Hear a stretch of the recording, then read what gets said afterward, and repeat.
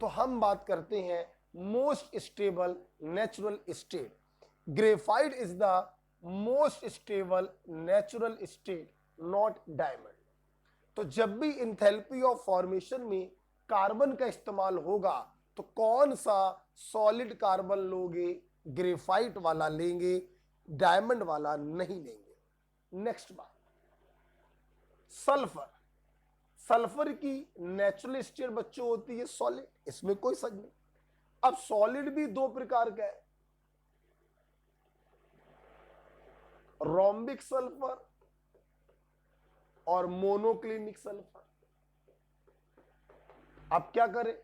तो हम उस नेचुरल स्टेट को यूज करेंगे जो मोस्ट स्टेबल है। Rhombic is most stable, not monoclinic.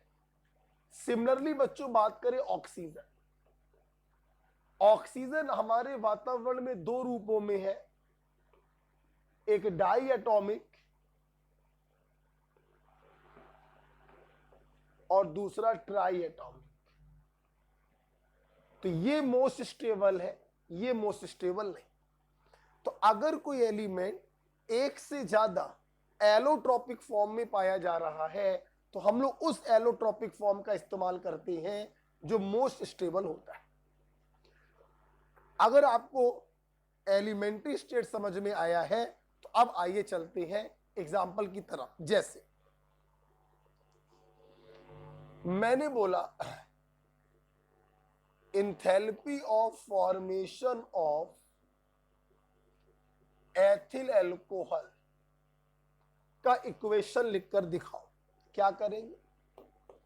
हम 1 मोल एथिल एल्कोहल को, जो कि लिक्विड होता है, बनाएंगे। किससे बनाओगे? उसके कंस्टिट्यूएंट से। कंस्टिट्यूएंट क्या क्या है? कार्बन है, और क्या है? हाइड्रोजन है, और क्या है? ऑक्सीजन। ये कंस्टिट्यूएंट अपनी एलिमेंट्री स्टेट में होने चाहिए। कार्बन की एलिमेंट्री स्टेट है सॉलिड, हाइड्रोजन की है डाई एटॉमिक गैस, ऑक्सीजन की भी है डाई एटॉमिक गैस। क्लियर? ये कौन सा सॉलिड कार्बन होगा? ग्रेफाइट वाला। अगर यहां पे डायमंड लिख दोगे तो गलत हो जाएगा खेल। बैलेंस कर लो, 2 कार्बन है, 2 कार्बन, 6 हाइड्रोजन है, 6 हाइड्रोजन, 1 ऑक्सीजन है, हाफ। ये जो रिएक्शन है ये डिनोट कर रहा है enthalpy of combustion, sorry, formation of ethyl alcohol.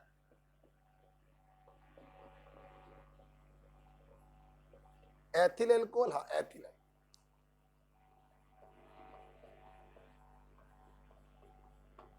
Okay बच्चों, बात समझ में आ रही?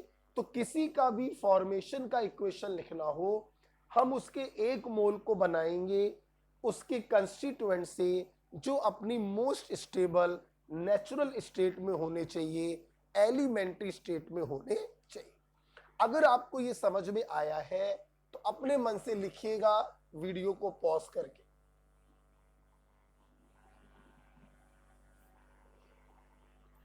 बताइए,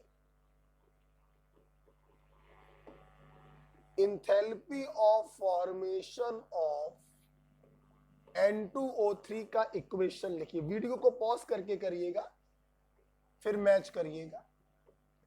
हम लोग 1 मोल N2O3 को बनाएंगे। किससे बनाएंगे? उसके कंस्टिट्यूएंट से। कंस्टिट्यूएंट क्या है? नाइट्रोजन है और ऑक्सीजन। पहले ऐसे लिख लिया।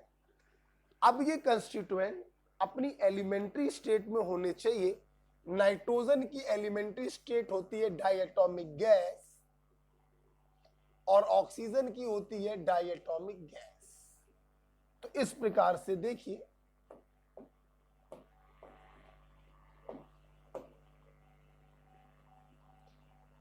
ओके, बैलेंस कर दो। 2 नाइट्रोजन, 2 नाइट्रोजन, 3 ऑक्सीजन है, तो यहां पे 3/2 कर दो। ये देखिए, इस रिएक्शन के लिए जो भी इंथैल्पी ऑफ रिएक्शन होगा उसे हम enthalpy of formation of N2O3 कहेंगे। ओके, तो एक मोल को बनाएंगे उसके कंस्टिट्यूएंट से जो अपनी मोस्ट स्टेबल नेचुरल स्टेट में होने चाहिए, बोले तो एलिमेंट्री स्टेट में होने चाहिए। ध्यान रखिएगा बच्चों, अगर कोई एलिमेंट एक से ज्यादा एलोट्रोपिक फॉर्म में है तो उस एलोट्रोपिक फॉर्म को लेंगे जो मोस्ट स्टेबल होगा। कार्बन का ग्रेफाइट, सल्फर का रोम्बिक, ऑक्सीजन का डाइएटॉमिक, नॉट ट्राइएटॉमिक, राइट। बच्चों, अगर आपको ये चीज समझ में आई है तो बताइए राइट और रॉन्ग। मैंने आपको दो इक्वेशन दी, आपको बताना है ये सही है या गलत।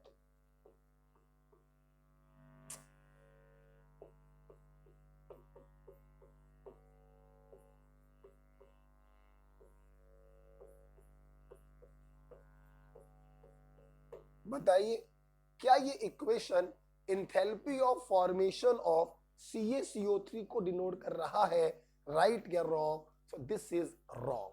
तुम एक मोल को तो बना रहे हो लेकिन कंस्टिट्यूएंट से नहीं बना रहे हो, दूसरे कंपाउंडों से बना रहे हो, तो ये इंथैल्पी ऑफ फॉर्मेशन को डिनोट नहीं कर रहा।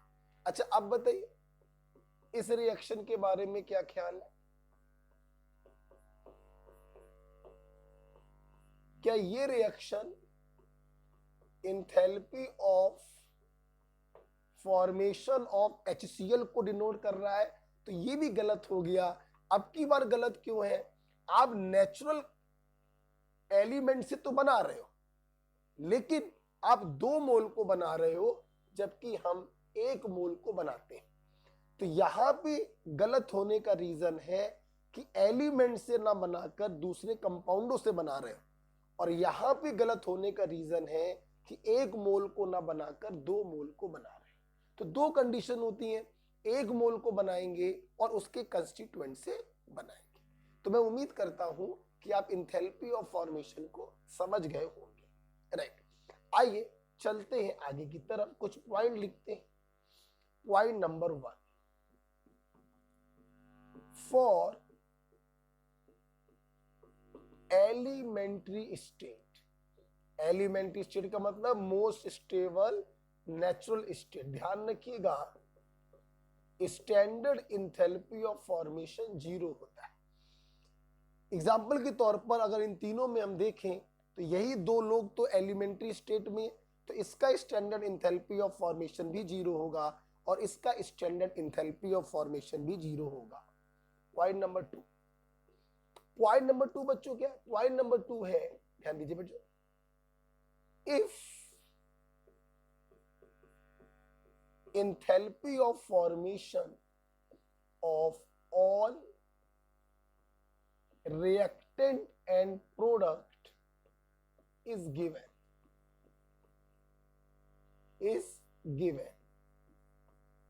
and enthalpy of that reaction is asked,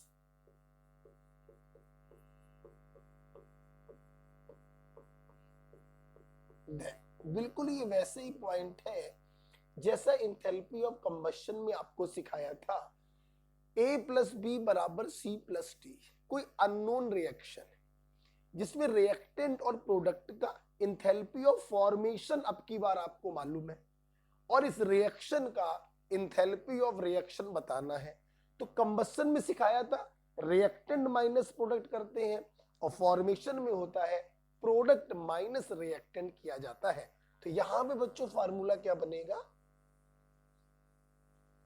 समझना मेरी बात समझना। मान लो यहां पे फार्मूला क्या बनेगा? इंथैल्पी ऑफ रिएक्शन बराबर enthalpy of formation of all product, तो समेशन का sign, minus enthalpy of formation of all reactant summation का आंसर, राइट।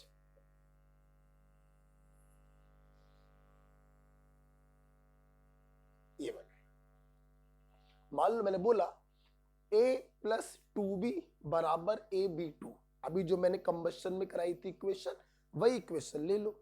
इन सभी का इंथैल्पी ऑफ फॉर्मेशन दिया गया और इस रिएक्शन का इंथैल्पी ऑफ रिएक्शन पूछा गया, तो क्या करोगे, प्रोडक्ट का इंथैल्पी ऑफ फॉर्मेशन मतलब AB2 का enthalpy of formation minus reactant का इंथैल्पी ऑफ फॉर्मेशन, तो A का enthalpy of formation plus 2 into B का इंथैल्पी ऑफ फॉर्मेशन। बात बच्चों क्लियर हो गई। तो इस प्रकार से ये दो बातें मैंने आपको बताई for enthalpy of formation. I hope आपको समझ में आ गया होगा, राइट। हटाना चाहेंगे बच्चों, बताओ स्टैंडर्ड इंथैल्पी ऑफ फॉर्मेशन कब जीरो होगा, एलिमेंट्री के लिए तो कार्बन ग्रेफाइट के लिए जीरो होगा या कार्बन डायमंड के लिए ग्रेफाइट के लिए, O2 के लिए जीरो होगा या O3 के लिए O2 के लिए, रोम्बिक सल्फर के लिए जीरो होगा या मोनोक्लिनिक सल्फर के लिए रोम्बिक सल्फर के लिए, एलिमेंट्री स्टेट में जीरो होगा, ध्यान रखिएगा। मैं हटाना चाहूंगा बच्चों, जब इंथैल्पी ऑफ फॉर्मेशन बच्चों हो गया तो तीसरा हम लोग पढ़ने जा रहे हैं enthalpy of solution. Enthalpy of solution delta H not S।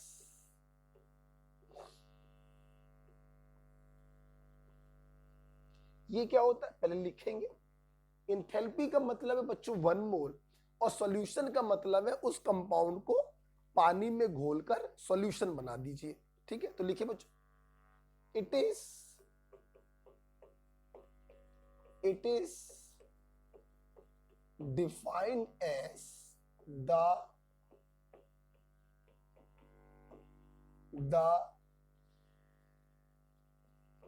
enthalpy change when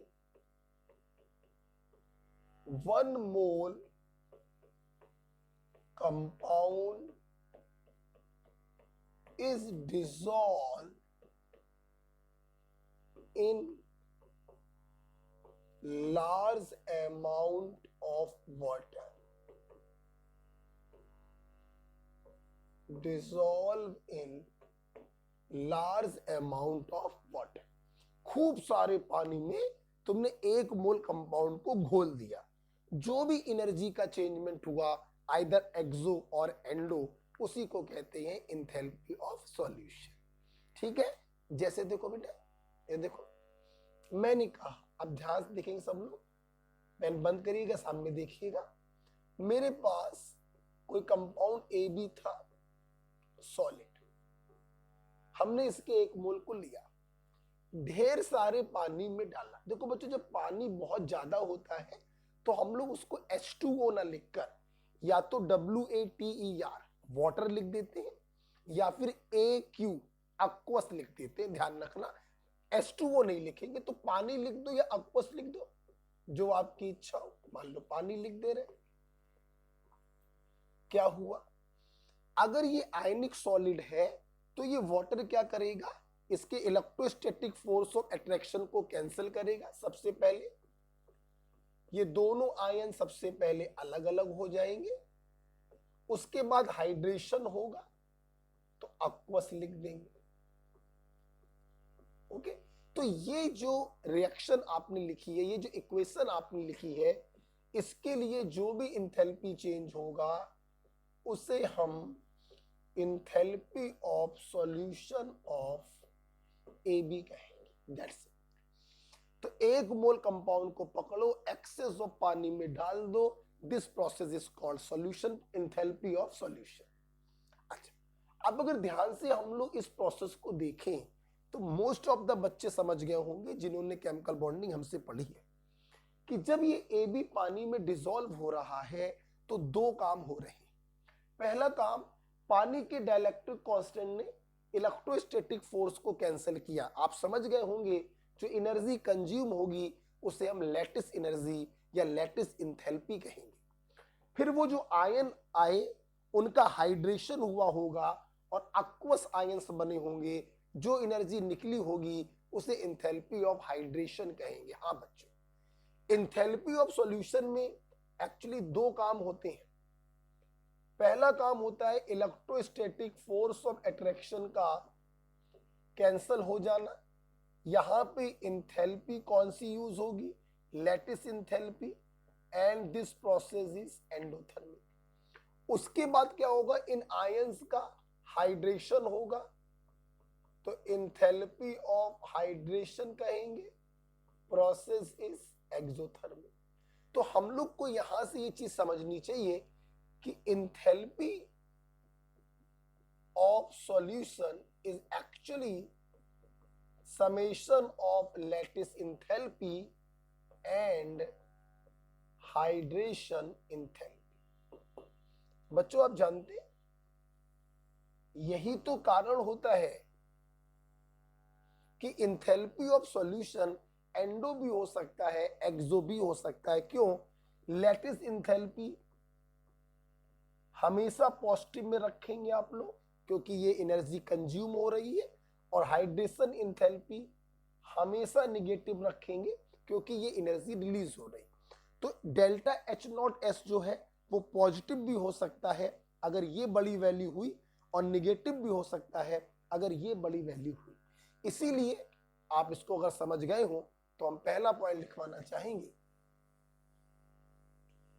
इसीलिए बच्चों पहला पॉइंट हम लिखवाते हैं कि इंथैल्पी ऑफ सॉल्यूशन,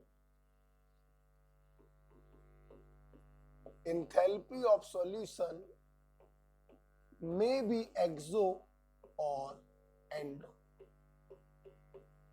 ये एक्सोथर्मिक भी हो सकता है और ये एंडोथर्मिक भी हो सकता है, डिपेंड करता है कि आपका सॉलिड किस प्रकार का होगा। अच्छा, अब यहां पर मैं आपको एक टेक्निक बताना चाहूंगा कि इंथैल्पी ऑफ सॉल्यूशन को हम एक्सो कब लेते हैं और एंडो कब लेते हैं। बहुत ही अच्छी बात बताने जा रहा हूं, ध्यान से देखिएगा। 90% काम बिल्कुल सही होता है। देख रहे हमारे पास बच्चों दो प्रकार के सॉल्ट है, ध्यान समझना। कुछ सॉल्ट ऐसे होते हैं जो एनहाइड्रस फॉर्म और हाइड्रेटेड फॉर्म दोनों रूपों में पाए जाते हैं। तो कुछ सॉल्ट ऐसे होते हैं जो सिर्फ एनहाइड्रस फॉर्म में पाए जाते हैं, हाइड्रेटेड या क्रिस्टलाइन फॉर्म में नहीं पाए जाते। फर्स्ट ग्रुप के हैलाइड क्रिस्टलाइन फॉर्म में नहीं पाए जाते, एक्सेप्ट LiCl जो क्रिस्टलाइन फॉर्म में पाया जाता है। अब देखिए बेटा, मेरी बात ध्यान सुनना बेटा। ऐसे सॉल्ट जो दोनों रूपों में पाए जाते हैं, तो जो एनहाइड्रस सॉल्ट होते हैं उनका इंथैल्पी ऑफ सॉल्यूशन नेगेटिव होता है, मतलब प्रोसेस होगा एक्सोथर्मिक, और बाकी सभी का पॉजिटिव होता है। इसका भी पॉजिटिव और इसका भी पॉजिटिव। ध्यान रखिए, बहुत इंपॉर्टेंट बात बताइए। जो सॉल्ट दोनों रूपों में पाए जाते हैं तो उनके एनहाइड्रस फॉर्म का इंथैल्पी ऑफ सॉल्यूशन नेगेटिव होता है, बाकी सभी का क्या होता है बच्चों? पॉजिटिव। मैं बच्चों को याद कैसे करवाता हूं तो वो देखिए। जब तुम इसको डालोगे पानी में तो चूंकि ये क्रिस्टलाइन फॉर्म में कन्वर्ट हो सकता है, तो ये पानी पे लगाएगा फोर्स ऑफ अट्रैक्शन। समझाने का तरीका है वे, फोर्स ऑफ अट्रैक्शन, और फोर्स ऑफ अट्रैक्शन का मतलब ही है लॉस ऑफ एनर्जी, प्रोसेस होगा एक्सोथर्मिक। ये पहले से ही वाटर से सैचुरेटेड है, क्या ये वाटर पे फोर्स ऑफ अट्रैक्शन लगाएगा? नहीं लगाएगा, प्रोसेस हो गया एंडोथर्मिक, पॉजिटिव। क्या ये वाटर पर फोर्स ऑफ अट्रैक्शन लगाएगा? नहीं लगाएगा, क्योंकि इसको पानी में कोई इंटरेस्ट ही नहीं है, क्योंकि ये क्रिस्टलाइन फॉर्म में कन्वर्ट हो ही नहीं सकता है, इसलिए प्रोसेस होगा एंडोथर्मिक। अब बताओ क्या भूलोगे? मुझे नहीं लगता कि अब आप कभी भूलेंगे इस चीज को।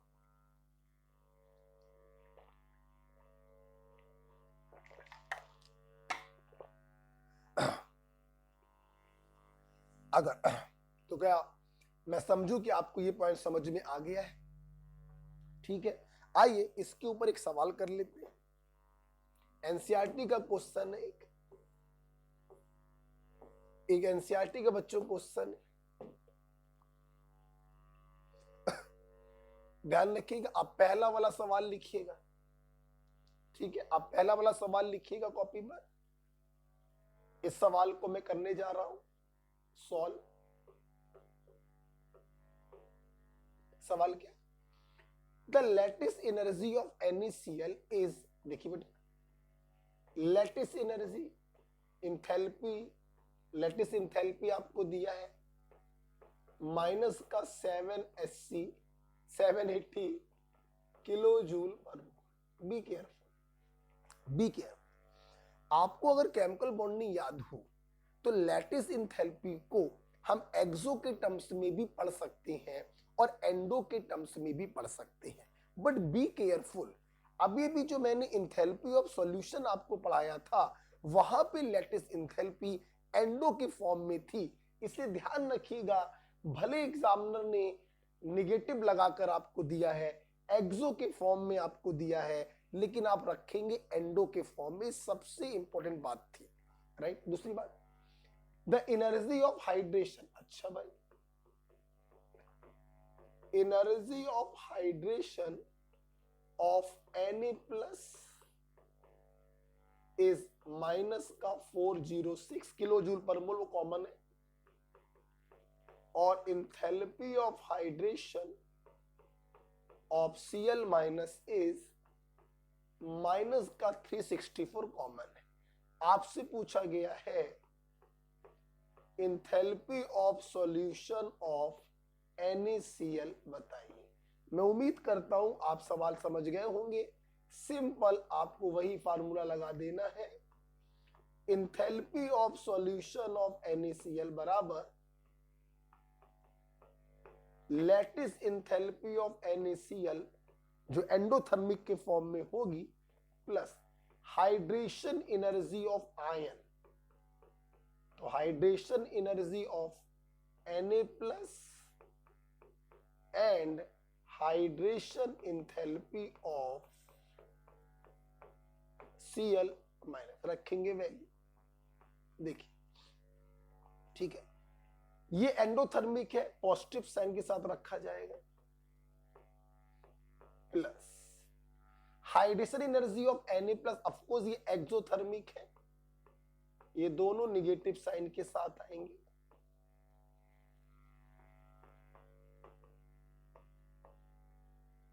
ये माइनस, ये माइनस हो जाएगा, 6 4 10, 6 और 1 7, 4 और 3 7, सॉल्व करेंगे तो प्लस का 10 किलो जूल पर मोल आएगा, and this is your answer.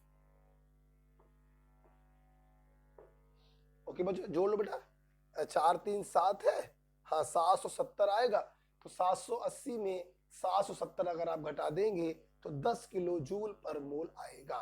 ध्यान रखिएगा, बहुत ही अच्छा सवाल था। हाँ ऑफ कोर्स ये एनसीईआरटी का सवाल है,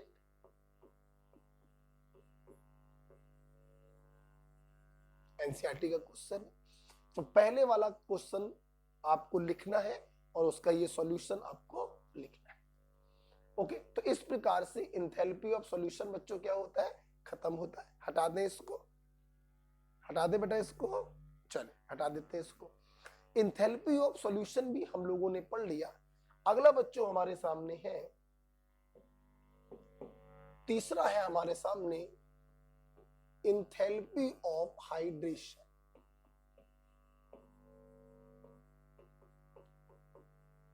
इंथैल्पी ऑफ हाइड्रेशन, ये तो बहुत ही सिंपल होता है, इंथैल्पी ऑफ हाइड्रेशन, ठीक है। देखिए बेटा,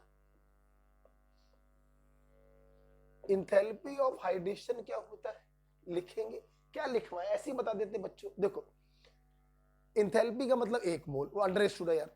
अब हाइड्रेशन का मतलब क्या है, सुनना, एक मोल एनहाइड्रस सॉल्ट जब अपने हाइड्रेटेड सॉल्ट में बदलता है तो इस प्रोसेस में जो भी एनर्जी का एक्सचेंजमेंट होता है उसे इंथैल्पी ऑफ हाइड्रेशन कहते हैं। मैं उम्मीद करता हूं कि अब मुझे लैंग्वेज लिखवाने की जरूरत नहीं है। इंथैल्पी का मतलब बोलो, एक मोल कौन सा सॉल्ट? Anhydrous salt. जब रिक्वायर्ड नंबर ऑफ वाटर से कंबाइन करता है और 1 मोल हाइड्रेटेड सॉल्ट में बदलता है,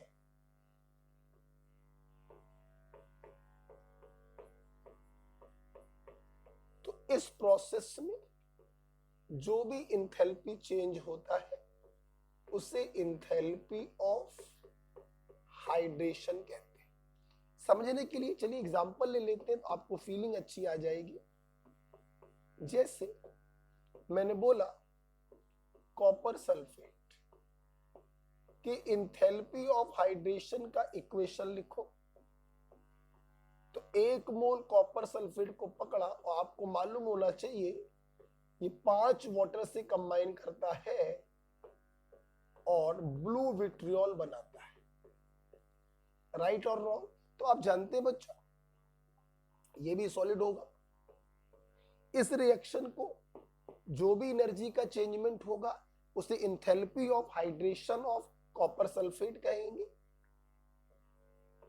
इंथैल्पी ऑफ हाइड्रेशन ऑफ बच्चों क्या कहेंगे? कॉपर सल्फेट कहेंगे। ठीक है, मान लीजिए मैंने बोला BaCl2 के इंथैल्पी ऑफ हाइड्रेशन का इक्वेशन लिखो। आप 1 मोल को पकड़ोगे, ये 2 मोल पानी से कंबाइन करता है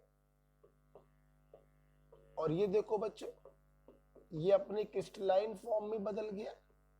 तो इसके लिए जो भी इंथैल्पी चेंज होगा उसे enthalpy of hydration of BaCl2 कहें।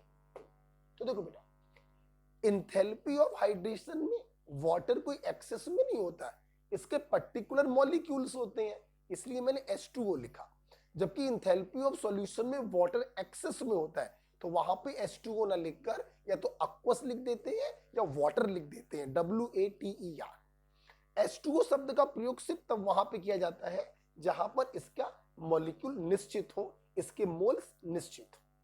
Okay, this is about the enthalpy of hydration. ठीक, आप मेरी बात सुनिए। इंथैल्पी ऑफ हाइड्रेशन ध्यान रखिएगा बच्चों हमेशा एक्सोथर्मिक होगा। क्यों? अबे सीधी सी बात अभी तो बताया था, एनहाइड्रस पानी पे अट्रैक्शन लगाएगा तभी अपने क्रिस्टलाइन में कन्वर्ट होगा।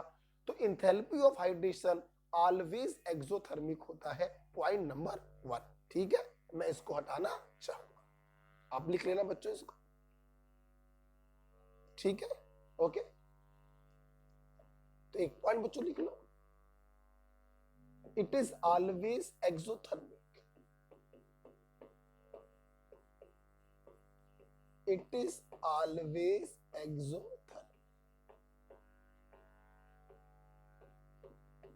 It is always exothermic, हमेशा बच्चों होगा। ठीक है, चलिए अब मेरी बात सुनिए। अब मैं आपको एक ट्रिक बताने जा रहा हूं, ध्यान देखिए सब लोग। देखिए बेटा, enthalpy of hydration of anhydrous salt बराबर enthalpy of solution of anhydrous salt minus enthalpy of solution of hydrated salt. अभी अभी आपने इंथैल्पी ऑफ सॉल्यूशन पढ़ा था जो एक्सो और एंडो दोनों हो सकते हैं, और अभी अभी आपने पढ़ा इंथैल्पी ऑफ हाइड्रेशन। तो इंथैल्पी ऑफ हाइड्रेशन और इंथैल्पी ऑफ सॉल्यूशन में ये मेरी बनाई ट्रिक है बच्चों, कहीं मिलेगी नहीं आपको। और आधे पेज का सवाल आधी लाइन में सॉल्व होगा। ध्यान रखिएगा, enthalpy of solution of anhydrous salt अभी अभी आपने देखा था ये हमेशा पॉजिटिव होगा, सॉरी हमेशा नेगेटिव होगा। हाइड्रेटेड सॉल्ट ये पॉजिटिव होगा, और इंथैल्पी ऑफ हाइड्रेशन हमेशा क्या होता है? नेगेटिव होता है। क्लियर? एग्जाम्पल के तौर पर अगर मैं मान लो, समझना, मैं इस ग्रुप की बात करूं BaCl2,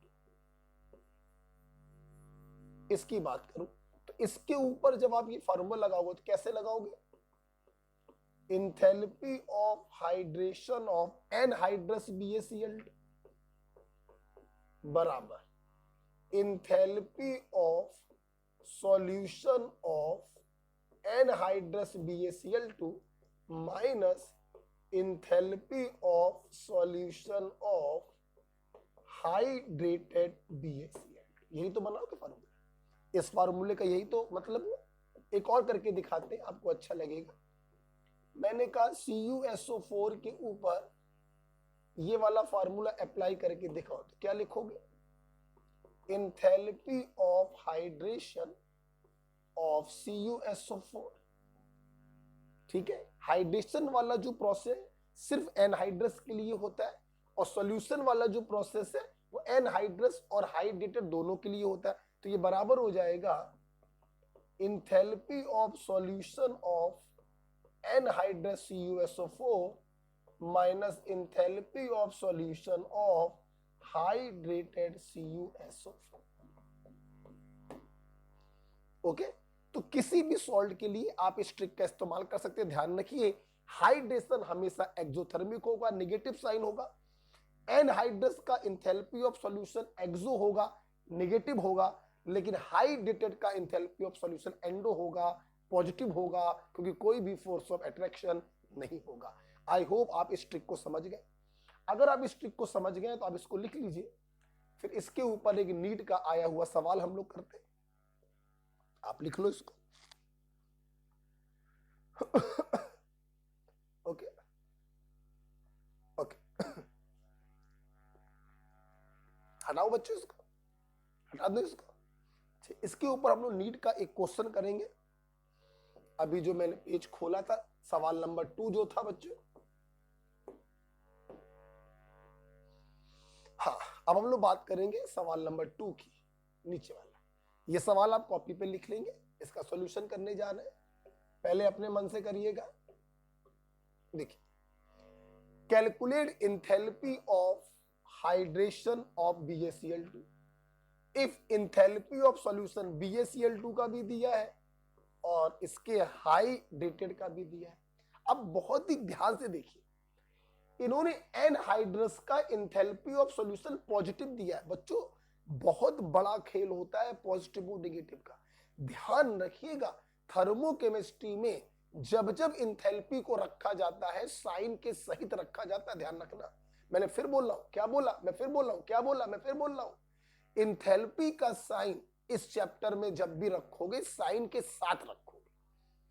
पॉजिटिव साइन को इग्नोर कर देते हैं हम लोग, बट नेगेटिव साइन को इग्नोर नहीं किया जाता है, क्योंकि नेगेटिव नेगेटिव पॉजिटिव हो जाता है। इसलिए अगर कोई प्रोसेस एक्सोथर्मिक है और एग्जामिनर ने उसका साइन पॉजिटिव दे दिया है तो आप नेगेटिव करके रखोगे, और अगर कोई प्रोसेस एंडोथर्मिक है और एग्जामिनर ने उसका साइन पॉजिटिव दे दिया है तो आप नेगेटिव करके ही रखोगे। साइन जो होता है वही रख सकते हो आप। फिर देखिए, enthalpy of solution of anhydrous BaCl2 positive दिया, जबकि आपको मालूम है एनहाइड्रस का इंथैल्पी ऑफ सॉल्यूशन एक्सो होता है, ये नेगेटिव होना चाहिए, आप नेगेटिव करके ही रखोगे। जबकि क्रिस्टलाइन का इंथैल्पी ऑफ सॉल्यूशन पॉजिटिव दिया है, ठीक है, ये पॉजिटिव होता है, ये एंडोथर्मिक होता है, यहां कोई प्रॉब्लम नहीं। ओके, तो लगा दीजिए फार्मूला, सीधा फार्मूला लगाएंगे। Enthalpy of hydration of BaCl2 निकालना ही है आपको, ये बराबर हो जाएगा enthalpy of solution of BaCl2 minus enthalpy of solution of BaCl2 dot twice H2। ये प्रोसेस एक्सोथर्मिक होता है तो माइनस के साथ रखेंगे वैल्यू, और ये प्रोसेस तो आपका एंडो होता है तो प्लस वैल्यू रखेंगे। तो आपका आंसर कितना आ गया, 8 6 14, नेगेटिव में 29.4 किलो जूल पर मोल। This is your answer. हमें मालूम ही था आंसर नेगेटिव ही आएगा, क्योंकि इंथैल्पी ऑफ हाइड्रेशन हमेशा एक्सोथर्मिक होता है। आप देखिए आधे पेज का ये क्वेश्चन था जो आपने जस्ट एक लाइन में सॉल्व कर दिया है। ओके, ये नीट में आया हुआ सवाल है बच्चों, नीट का क्वेश्चन। ओके, सबसे इंपॉर्टेंट बात इस क्वेश्चन में बच्चों ये थी, सबसे इंपॉर्टेंट बात इस क्वेश्चन में ये था, ये वाला, ये इन्होंने पॉजिटिव वैल्यू दे दी, हम पॉजिटिव नहीं रख सकते, हमें मालूम है ये एक्सोथर्मिक होता है, इसलिए नेगेटिव के साथ ही हम लोग रखेंगे। ठीक है, तो इस प्रकार से आप लोगों ने एंथैल्पी ऑफ फॉर्मेशन पढ़ा, एंथैल्पी ऑफ कंबशन पढ़ा, एंथैल्पी ऑफ सॉल्यूशन पढ़ा और एंथैल्पी ऑफ हाइड्रेशन पढ़ा। हम लोग जा रहे हैं एक स्टेप आगे, मैं इसको हटाना चाहूंगा। अगली बच्चों हमारे पास है enthalpy of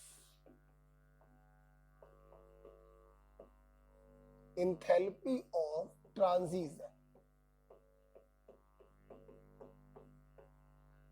enthalpy of transition, ठीक है। देखिए बहुत ही सिंपल है बच्चों, एक एंथैल्पी का मतलब हो गया एक मोल के लिए, और ट्रांजिशन का बच्चों मतलब है जब एक एलोट्रोपिक फॉर्म दूसरी एलोट्रोपिक फॉर्म में बदलती है। जैसे ग्रेफाइट बदल जाए डायमंड में, सल्फर का रोम्बिक फॉर्म बदल जाए सल्फर के मोनोक्लिनिक में। ठीक है, तो लैंग्वेज लिखवाने की जरूरत नहीं, सिंपल सी बात है। जब वन एलोट्रोपिक फॉर्म बदलती है अदर एलोट्रोपिक फॉर्म में, तो इसे कहते हैं एंथैल्पी ऑफ ट्रांजिशन। ठीक है,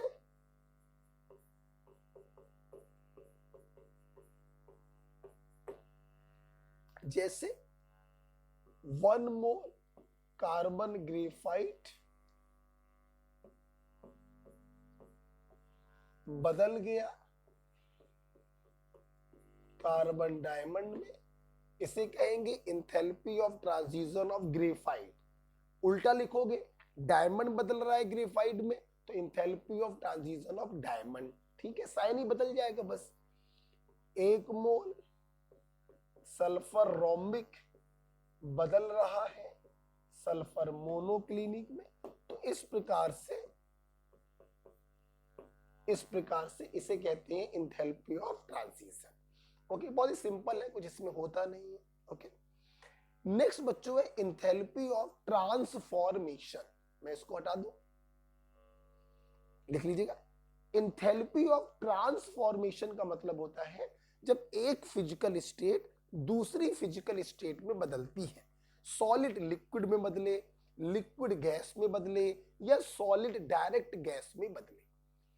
तो जब एक मोल कंपाउंड अपनी एक फिजिकल स्टेट से दूसरे फिजिकल स्टेट में बदलता है तो उसे एंथैल्पी ऑफ ट्रांसफॉर्मेशन कहते हैं। मैं इसको हटाना चाहूंगा।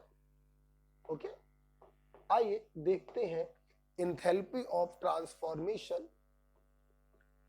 ये था एंथैल्पी ऑफ ट्रांजिशन, अब है एंथैल्पी ऑफ ट्रांसफॉर्मेशन।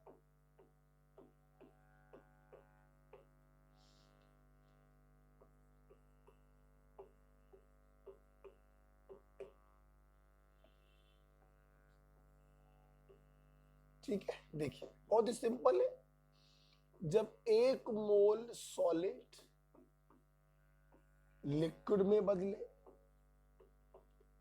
या एक मोल लिक्विड गैस में बदले, सुनना बच्चों बहुत आराम से, जब सॉलिड लिक्विड में बदलता है प्रोसेस को कहते हैं फ्यूजन या मेल्टिंग, प्रोसेस को कहते हैं फ्यूजन। तो यहां पर एंथैल्पी का नाम पड़ गया एंथैल्पी ऑफ फ्यूजन। लिक्विड जब गैस में बदलता है प्रोसेस को कहते हैं वेपोराइजेशन, तो एंथैल्पी का नाम पड़ गया एंथैल्पी ऑफ वेपोराइजेशन। उसी प्रकार से जब एक मोल सॉलिड डायरेक्ट गैस में बदलता है तो तो प्रोसेस को कहते हैं सब्लिमेशन। तो इंथैल्पी का नाम पड़ गया इंथैल्पी ऑफ सब्लिमेशन।